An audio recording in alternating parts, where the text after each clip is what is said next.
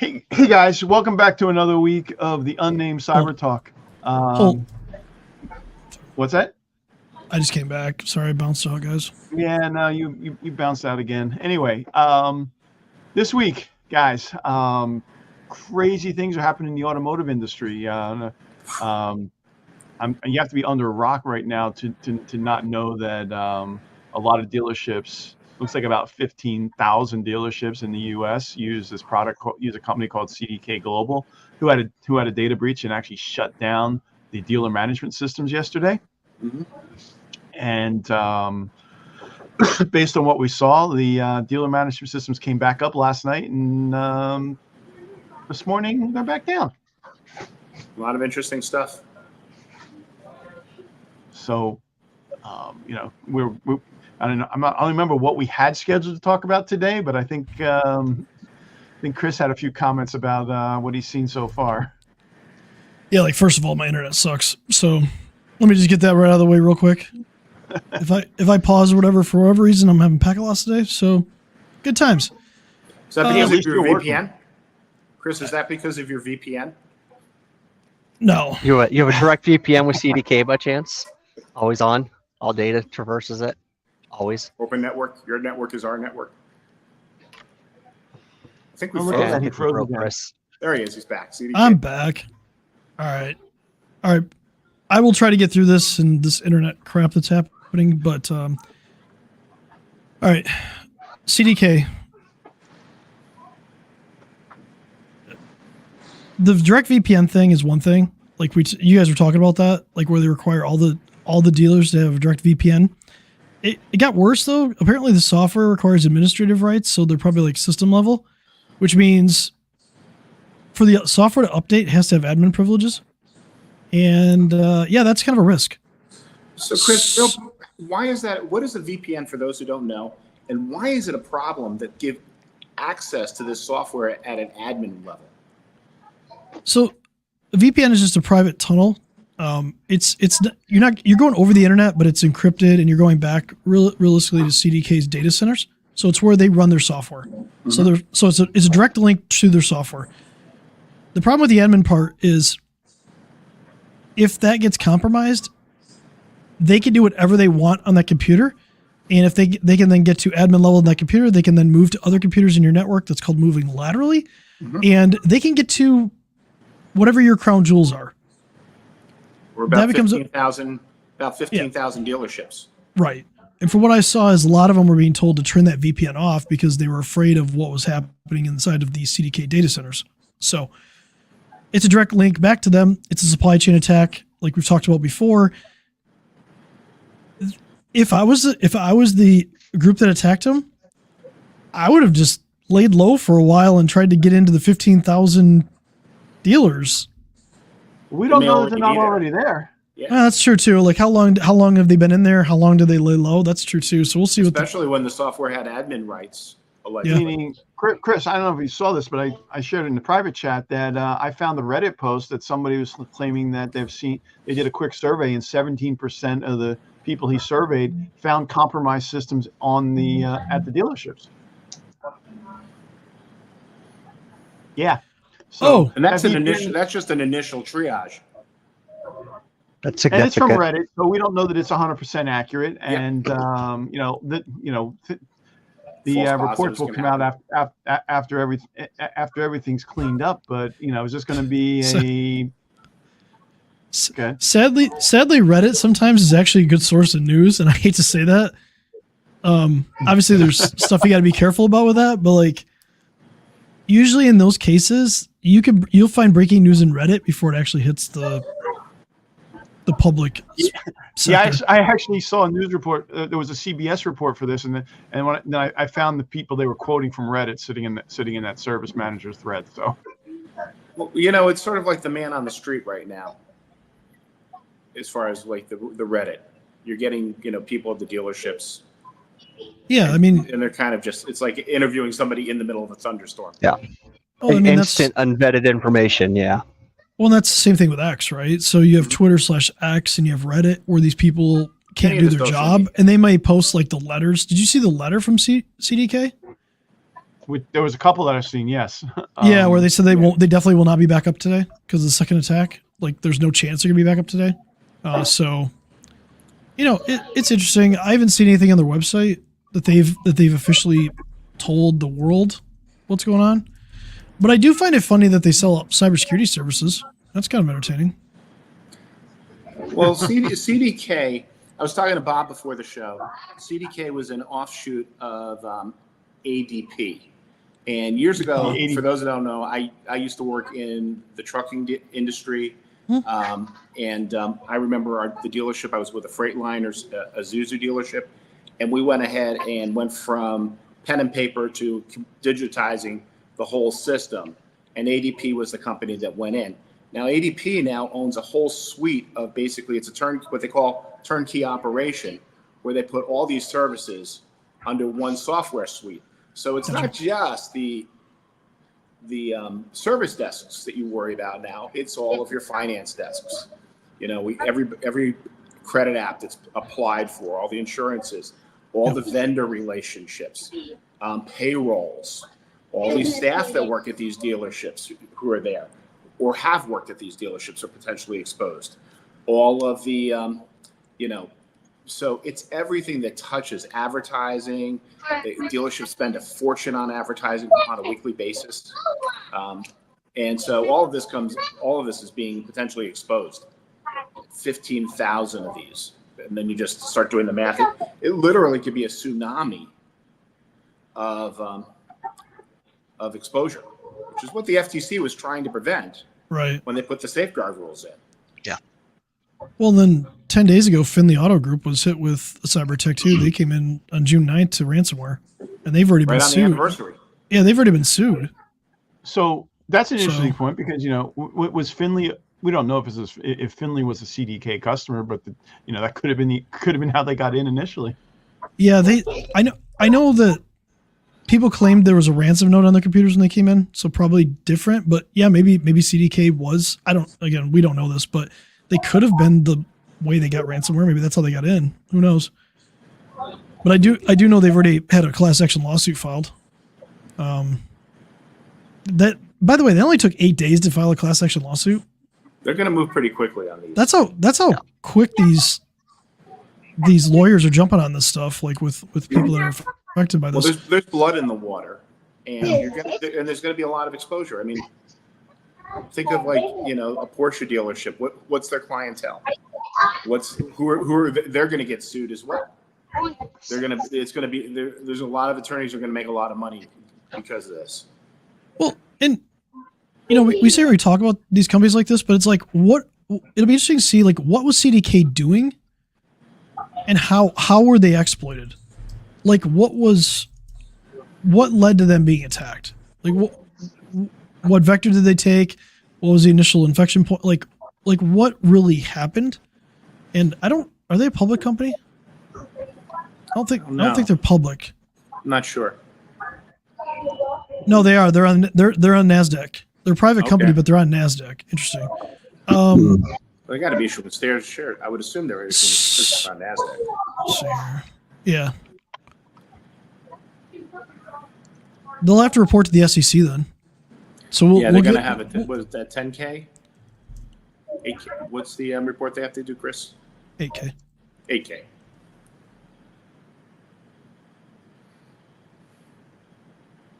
10K is financial, 8K is for other major 8K, events. yeah, I'm sorry. Yeah. But this is definitely. Yeah, I'm going to verify that they're on the stock market. I'm just trying to verify that real quick because if they really are, we will get some information on there. It'll be interesting to see. That's all from that perspective because I'd really like to see what really happened. Any predictions? Any predictions? No. Predictions?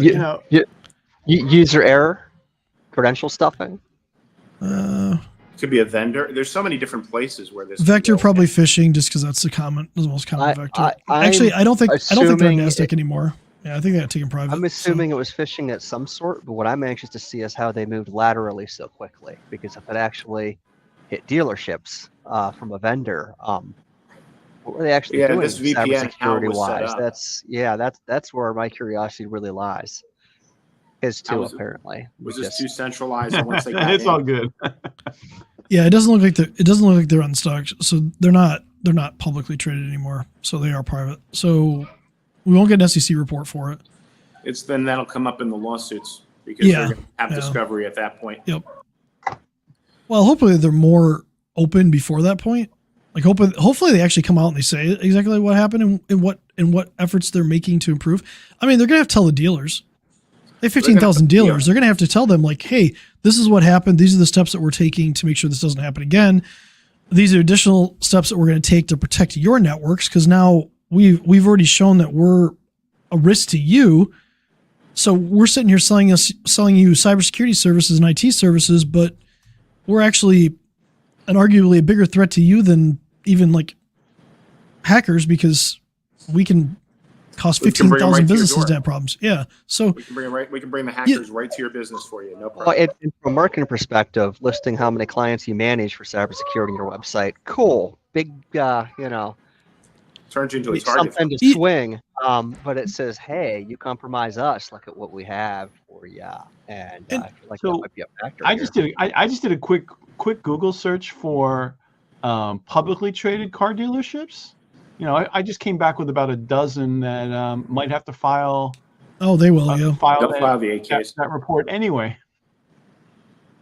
This reminds me a little bit of the Kaseya attack from obviously because both supply chain attacks and for everybody out there, if you're listening, Kaseya is a product that a lot of IT providers and internal IT use to remote control and manage computers. And it's 2021, I believe, right? I think it was 2021.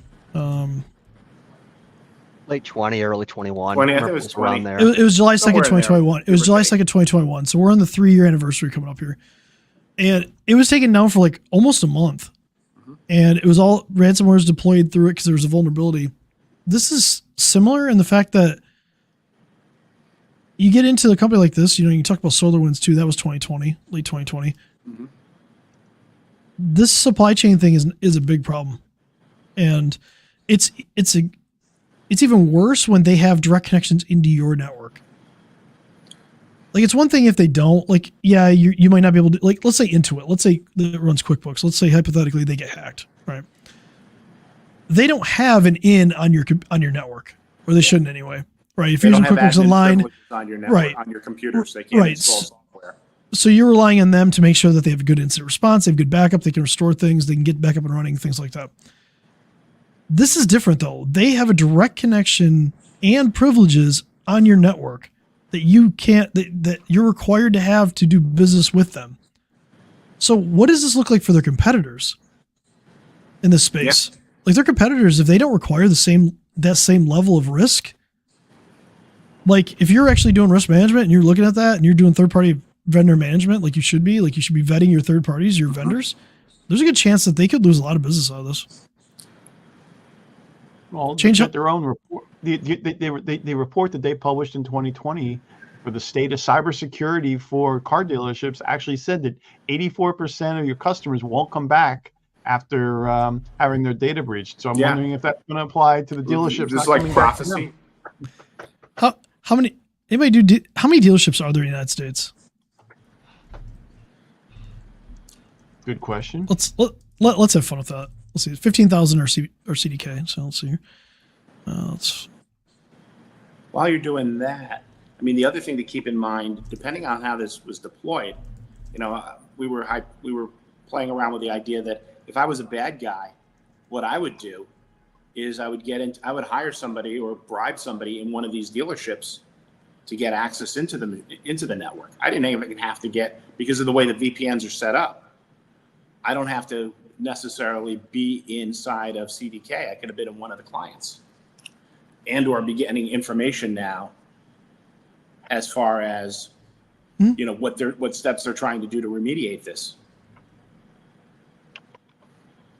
I mean, this is a wild guess, but it's not the first time that a criminal organization pretended to be a legitimate business.